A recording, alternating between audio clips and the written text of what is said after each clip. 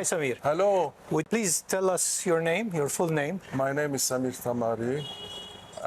I'm an artist, contemporary artist. I'm into two styles, the figurative and the abstract ones. Nice. I saw that in your biography you lived in Canada for a while. Yes, I've been there How long? How many years? for like 8 years, eight something. Okay. Visiting and living in other country, did it influence you and how much? For sure, it influenced me in the sense of, first of all, because I had studies in advertising and arts and creativity. And animations and that's all, because my background was a bit in advertising, Yes. in which I worked late after being creative director in many agencies. Here or in In Canada? Canada for a while and then in Lebanon. In Lebanon, yes. So, and then at a certain time I had to, to finish all this and start what I like the most and worship my work, because in advertising you have to pass through many decision makers. So as we say, a camel is a horse designed by a committee. So everyone pulls the idea from one way, and you got the neck longer, the legs longer, and then the camel comes from the horse. So this is... I will get to then a question about being a commercial artist, about someone very famous. But before that, people that don't practice that, they don't have an idea of how frustrating it is, or in a way different from doing your own art and putting there and people admire it. For person who doesn't understand the life of commercial art and advertising, how is it? And how much it holds you back from being yourself as an artist? It's a complete different game between advertising and the art as such. Because in advertising, it's a commercial art to start with. So you have to adapt your art in a way that would be target towards a certain audience, saying certain things that are important for the product or the service or what have you. And then once you come up with your idea, you crack the idea and you present it, and you have several chain of, whether it's the client servicing, and the client himself, and the surrounding of the client. So each one wants to, change, and this is okay, the red is not good, put it rose, or a lot of interferences in it. So at the end of the day, you start by something. If you're pretty lucky, you got like 60% of what you already have started with. Or it gets better or goes down. It gets far from the main. I cannot tell, but the thing is, it's not your idea completely, or your work completely, because everyone had his, his finger in it. Yeah. A very famous artist, famous for many reasons, was also a commercial artist. Okay. Andy Warhol. Yes, of course. And he used what you use in a very different and more, I think, more poetic way. Famous figures, very much used. Okay. But you mean a repetition by the artist repeating the same? No, it's using the elements that used in advertising, in other media. Yes. He used the advertising to make his point. Yeah. I studied about Andy Warhol, and he didn't consider himself, because he was a contemporary with the abstract expressionists. He had this very good art business. He was very smart in transforming a mundane image into an iconic one. And he was doing his American way of doing that. What I could see here, you get the elements from cartoon, and very old, not to say old, like for a long time, those very famous cartoons. Okay. And you're giving them a totally different and very amazing look. Yeah, yeah. And reference, which is amazing, in a very poetic and critical way. Would you like to tell me what is your relationship to these cartoons and how do they speak for you in your art? Well, let me tell you something. When I was a kid, like 5, 6 years ago, old, I used to watch a lot the cartoons, the old cartoons, very old without, let's say maybe the Ottomans were here, if I don't want to, to give Black and white. yes, back then. So I was, it was like a dream for me, like magic. I used to trip on these cartoons. It was called Gandhi Goes, the old ones, Mighty Mouse, the Mighty Mouse. Yes. The old ones. And the Betty Boo? Betty Boop later on. And that's all Fox series and that's that kind of cartoons. Yes. And these cartoons, they live in me. I love a lot cartoons. So, but when I grew older, and I had, I found a lot of similarities between what they used to say or do and the actual life. So I found these analogies interesting to draw or to paint. Like, for example, and even games like we used to play. The ladder and the snakes. Yeah, it's part of the. Yeah, so exhibition. The ladder and the snakes. So when you look at it, and because I used to be in advertising, I look the mechanic underlying this games and anything in life. I look at what is the mechanic beneath it. So if you look at it and the game, when you have a boy that has a mechanic key in his back, as if saying we are all programmed by life, whether you like it or not, or you admit it or not, it exists. By the culture, by the mass culture, by the days, by the way we are designed. So as you see, he goes into this game, and if, for example, he's pretty smart, he goes the ladder up to another level. Or if, let's say, he got a problem at home, his parents divorced, or something, he goes down with the snake, ups and downs, till he got his, you would see a case where you have, the diploma hat. Yeah. Ups and downs. Graduation, ups and downs. Till you would see 2 rings. He got married. And in our culture as a something like achieving. These are the main stations. Yeah. And after you see milk bottle, which is a baby coming. Okay. Then after that you have a cane, the old people cane or العصاية. Yes. Then after this you have the wheelchair, so become more older to end up at the last one, interrogation mark, ending up where to nobody knows. Yes. So you transformed the game into the game of life. The game it is called Is Life a Game? Okay. With interrogation mark. Actually, it is more, in my opinion, my humble opinion, it is more intriguing and more tricky than any game that someone can create. If you look at it and you get really, you think, and what is it? How it is composed and how are the ups and downs, steps in this game.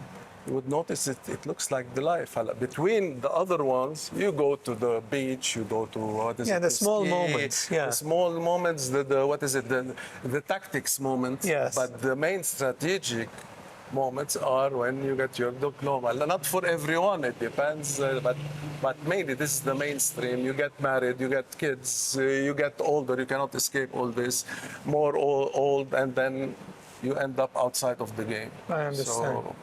This is about this game, without being pessimistic, but being realistic, because I notice things, how things evolve and move. Yeah, with time we get to learn and observe. And back to your game, and sometimes you get a ladder and you go up very fast, and sometimes surrounding actions or whatever happen around you can put you down on a ladder.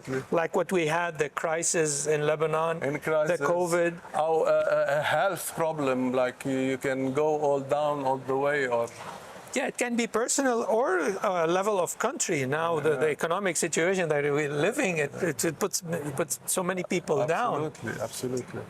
I get it. It's very interesting. You put it as the cartoons as figures of the game of life, the gamification of life, and you put it in very thick, realistic colors. I see that you're bringing them. They're not fake. They're not fictitious. They're kind of, you're bringing them from memory, from reality. And this is very interesting, intriguing, because they live in this vast cloud of color. Tell me a little bit about your relationship to color and how do you manifest, how does it manifest itself in your hands? Colors, I'm pretty sensitive to colors, because it's due to when I was a kid also.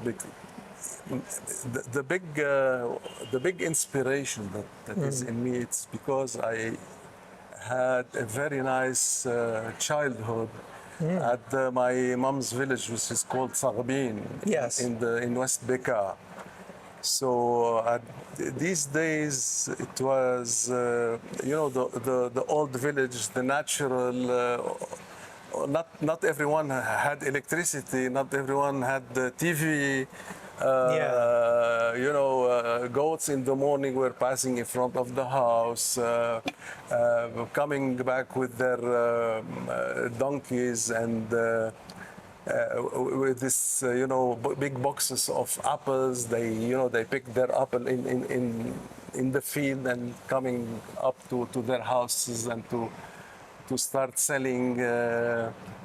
Very natural, pleasant, nostalgic. Absolutely nostalgic. Because I used to wake up when I was 7, 8. I used to hear in front of my grandfather's house people doing this خبز المرقوق on the old ladies with this black thing with little like small frills down from their eshar. It's a lot of how does feeling.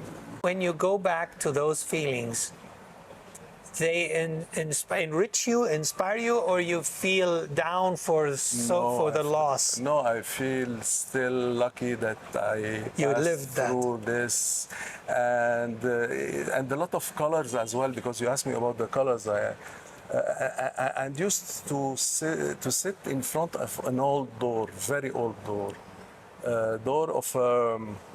What is it? Of like a barn. In Arabic. Of a barn. Okay. And it was so with a lot of nuance and colors, and as if the door was here for 500 years, 1,000 years. Yeah. I used to look at each detail and I was, tripping. Who opened this door? Who entered inside? 100 years ago, who was, coming and fixing, and so it was food for thought. A lot of feelings because of all this. So what I get is the paintings, the abstract color painting is a trip in time. I'm not trying to. Yes. I'm sorry for reducing it this way. Yes, I got your point. It's because I use colors that look a bit old, a bit as if time has passed upon them. When I'm looking at your paintings, the ones that has the figures and the elements, the colors remind me of old toys. Those very vintage toys that people, have them in museum. Yep. And that gives me this sensation of nostalgia of a more concrete world than we live today. Yeah. It is more, you know, it was more material, Yeah, absolutely, not material, and absolutely. it was yeah, more lived than just very digital and very fast, and it's more stable. It was quite interactive in the sense of you interact with the nature, you interact with the nature, with the because in the Bekaa there was this big lake of Litani, and we used to go and fish. We used to It go was and clean. Clean. It was pure because we had a lot of truit. And truits, they live Fish. in a very fresh water. Yes, they it don't was live. plenty. And you know, around May, let's say, we used to walk with friends. I was like 7, 8, or 10 years old, and used to hear, because in May you have the green grass that is popping up, and I used to hear. So what was it? It was the small truit getting up out from the river, going to the fount, to the what is it, Naba, yani. Yes, to the going up the stream. The stream, and they used to like Do the trying noise. move among the grass to go there, and used to hear them. The grass was watery, the water was passing over it, and we used to catch them and put them back in. That sort of games we used to play. Yeah. And we used to play like Ghammida, but in Sarbin version, hide and seek. We call it tanki. The tanki is, you put a tanki, a nido tanki, it's a can. and there is someone who is the responsible, and he has to find everyone. Okay. So how it starts, you shoot the tanki, it goes like 20 meters, and he puts it back, and meantime we go and hide. So he has to go and find anyone and put his foot on the tanki, as if he paralyzed you. You sit on the side, and then when someone is quicker than him and he shoot back the tanki, everybody can go fly again. And That's very interesting. Yes, you know, that sort of nice game. You need. I understand. Nowadays, that like the kids, they go to the village. They want to stay indoor, playing video games and playing on the phone and playing on the digital thing. And we don't have, and with the lack of security, with all this infection thing and all this insecurity of the kids going wherever they want to go. I used to do that in my village, the same as you did. Yeah. We used to get lost the whole day and come back home to shower and eat. Nowadays, the kids, they don't let them go like 10 meters far. They just come back. They are not the insecurity and all this digital mind-numbing games, the kids, they don't have this experience. I agree. And I think it's your reaction in the paintings that like, we don't want to lose that. I want to get back to this reality, these real colors, these live colors, not fake colors.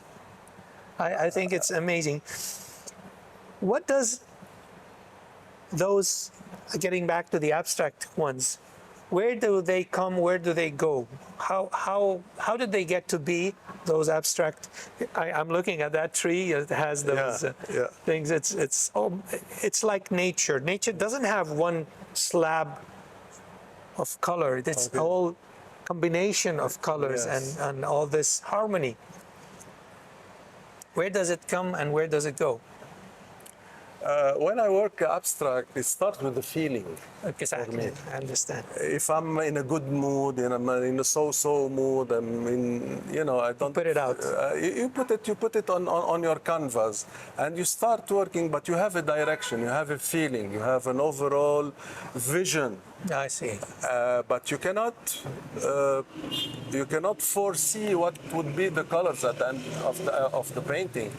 Because the interaction of, let's say, the orange with the red, no, orange and red, they are melting too much together. You have to put a black in it. The black is a bit harsh on both, so you put, let's say, a gray over it. So you by not error and experimenting. By experimenting, let's say, and you have to have the eye to see what would be next and what would go nice with them, and you start to, once it's okay, you start to decay the whole colors, to make them look a bit old, a They bit lose. Okay, they lose their personality. You put them. so you add character to the colors, Okay. to the painting, because of this effect and this added value, which is the effect time, which every one of us would notice the effect of time, whether on the iron or on the people and on the faces, and so Yeah. this is mainly the thinking. This is amazing. Yeah,